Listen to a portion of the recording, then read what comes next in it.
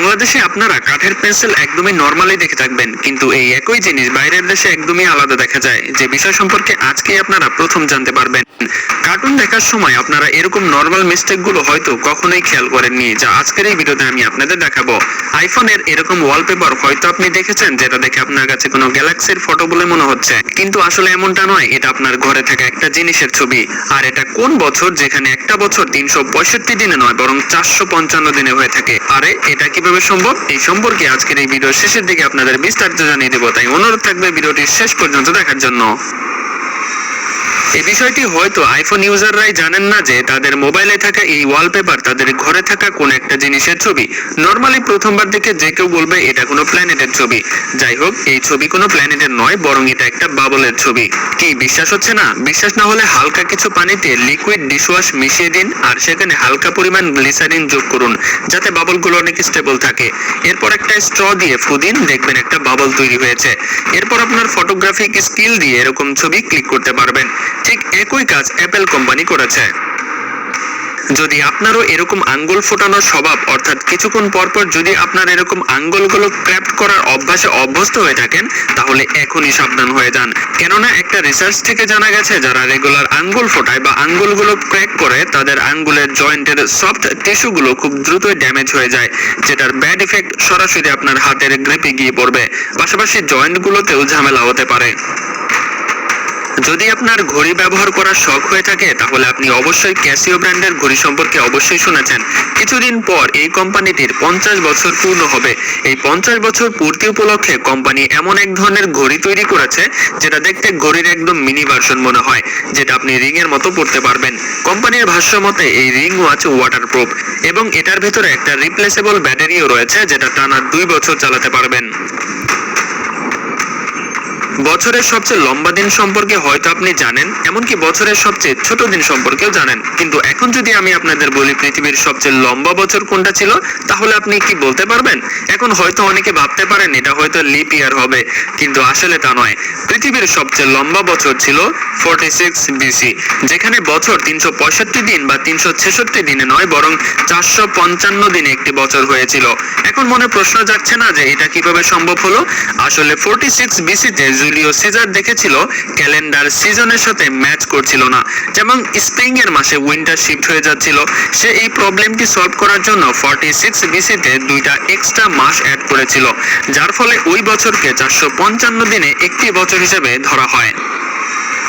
জম্বির মতো ক্লোজ যদি কোনো রোগ দুনিয়াতে এসে থাকে, তাহলে সেটা এসেছিল 1495 সালে। জি হ্যাঁ, 1495 সালে পৃথিবীতে এমন এক ধরনের ভাইরাস এসেছিল, যেটা একদম জম্বির মতো মানুষকে পরিবর্তন করে দিত। এই ভাইরাসের নাম ছিল সিফিলিস। তখন এই ভাইরাসের কোনো প্রতিষেধক ছিল না, যার ফলে এটা ধীরে ধীরে পুরো ইউরোপে ছড়িয়ে যাচ্ছিল। যারাই এই ভাইরাসে আক্রান্ত হচ্ছিল, তাদের সকলের ফেস একদম জম্বির মতো পরিবর্তন হয়ে যাচ্ছিল, এবং সবশেষে তার মৃত্যু হয়ে যেত, যেটা দেখতে সত্যি অনেক ভয়ঙ্কর ছিল। বন্ধুরা, একটা কিবোর্ডকে কি 2 জন বা তারও বেশি লোক একসাথে মিলে ব্যবহার করতে পারবে?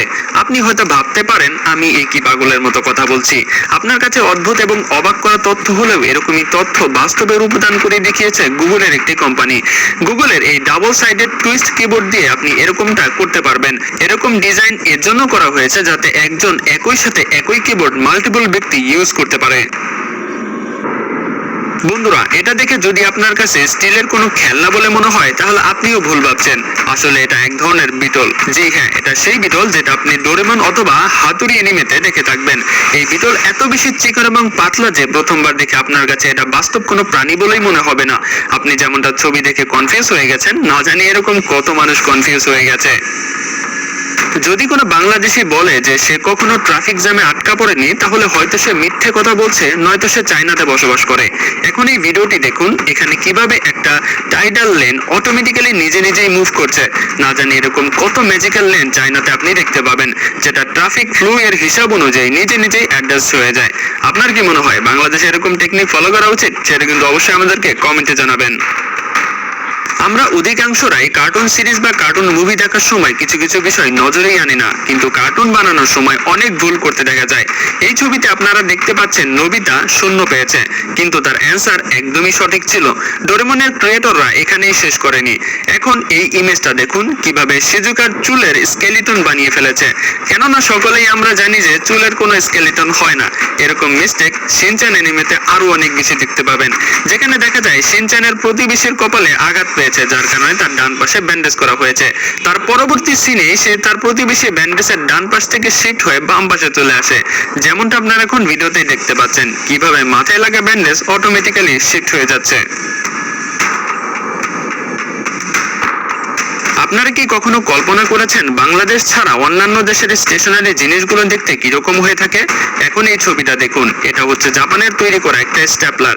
এই স্ট্যাপলার বাংলাদেশের স্ট্যাপলারের মতো হয় না, বরং এটার পাশাপাশি অন্যান্য বিভিন্ন ধরনের ডিজাইন তৈরি করতে পারে। স্টেশনারি পণ্যের কথা যদি বলি তাহলে জাপানের থেকে জার্মানি আরো এক ধাপে গিয়ে তাদের এখানে ব্যবহার করা এই ক্যালকুলেটরটা দেখুন, দেখতে সত্যি অনেক অ্যাস্থেটিক লাগছে।